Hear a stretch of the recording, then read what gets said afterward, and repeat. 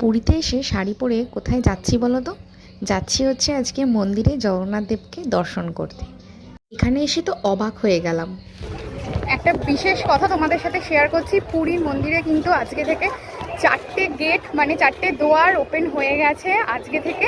তো দর্শন করতে খুব সুবিধা, গভর্নমেন্ট ব্যবস্থা করেছে, ফ্রিতে জুতো মোবাইল সব কিছু রাখতে পারবে। তারপরে মন্দিরে পুজো দিয়ে এসে কিন্তু এখানে ভেজ খাবার খেয়ে নিলাম। এখানে এটা খেয়েছি হচ্ছে সুদীপার রান্নাঘর থেকে। আমি এটার ভিডিও আলাদা করে দেব এখানে রেস্টুরেন্টটা। তারপর তো আমার চা ছাড়া চলে না, তোমরা সবাই জানো। তারপর চা আর বিস্কিট খেয়ে নিলাম। এখানে হচ্ছে রাবড়ি আছে আর এখানে আছে মালপোয়া। এটা হচ্ছে ঠাকুরের প্রসাদ, পুজো দিয়েছিলাম আজকে, তো সেই প্রসাদ এই যে রাবড়ি আর হচ্ছে মালপোয়া।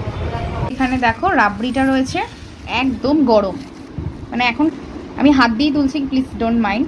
এই দেখো, এই হচ্ছে জগন্নাথ দেবের ভোগ প্রসাদ মালপা। এটাও একবার টেস্ট করে দেখি, একদম অন্যরকম। ভিডিওটা ভালো লাগলে লাইক করতে কিন্তু ভুলো না।